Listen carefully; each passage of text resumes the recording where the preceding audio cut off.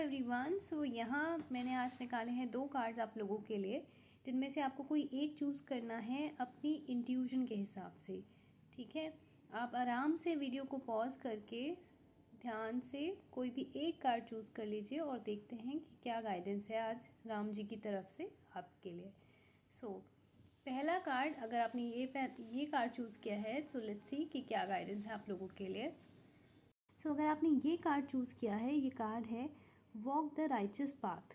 इस कार्ड का मैसेज ये है कि श्री राम जी आपसे कह रहे हैं कि आपका अंतर्मन जानता है कि आप जो कर रहे हैं वो सही है या गलत। ठीक है, अगर मान लीजिए आप कोई डिसीजन ले रहे हो और आपका अंतर्मन कह रहा है कि नहीं ये सही नहीं है, ठीक है, ये गलत है, तो आप उस चीज़ को सोचिए। ठीक है, हो सकता है कोई ऐसी सिचुएशन हो, मान लीजिए आपके करियर में, कि आपको पता है कि जो मैं कर रहा हूँ या कर रही हूँ वो सही नहीं है। ठीक है, आपको पता है कि यहाँ मेरा बेनिफिट तो होगा लेकिन ये तरीका सही नहीं है। ठीक है, आपका अंतर्मन आपसे कह रहा है कि आप जो कर रहे हो वो गलत है, तो उस चीज़ पर ध्यान देने के लिए आपको बोला जा रहा है। अगर मैं बात करूँ आपकी लव लाइफ को लेकर, तो यहाँ सीधा सीधा संदेश ये है कि चेज़ मत कीजिए चीज़ों को। अब चीज़ें जो हैं वो अपने टाइम पर सही हो जाएंगी। आप अगर ऐसे ही डेस्परेट रहेंगे, बार बार कुछ ना कुछ सोचते रहेंगे, नेगेटिव सोचते रहेंगे, तो कुछ नहीं होगा। आप यहाँ बहुत चेजिंग एनर्जी में दिख रहे हैं। ओवरऑल मैसेज की अगर मैं बात करूँ तो आपसे कहीं ना कहीं कहा जा रहा है कि सही रास्ते का चुनाव करें और मैनिपुलेशन से तो दूर ही रहें। ठीक है, चलिए अब देखते हैं कि जिन्होंने सेकेंड कार्ड चूज़ किया था उनके लिए क्या मैसेज है।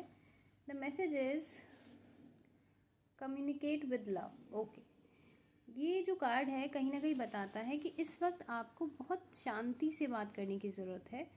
इस वक्त आपको अपनी टोन पे ज़्यादा ध्यान देने की ज़रूरत है।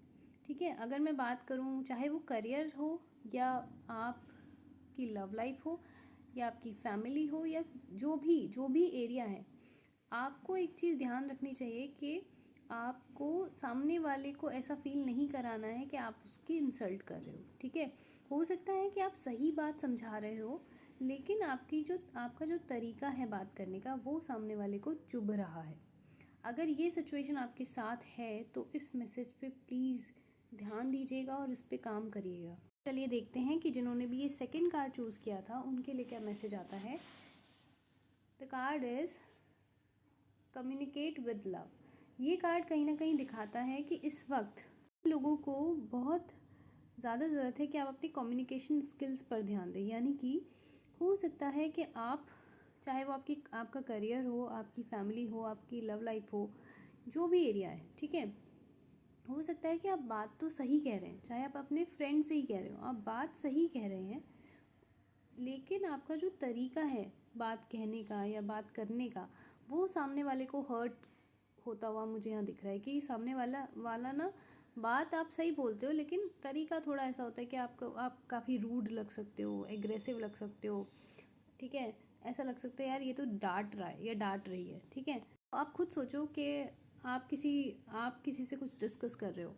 अब 2 तरीके होते हैं बात करने के, कि पहला कि कोई आपसे बहुत सॉफ्टली बात करे, बहुत प्यार से बात करे, और दूसरा तरीका है कि वो डांट डपट के बात करे। तो आपको कौन सा तरीका पसंद आएगा? पहला वाला ना।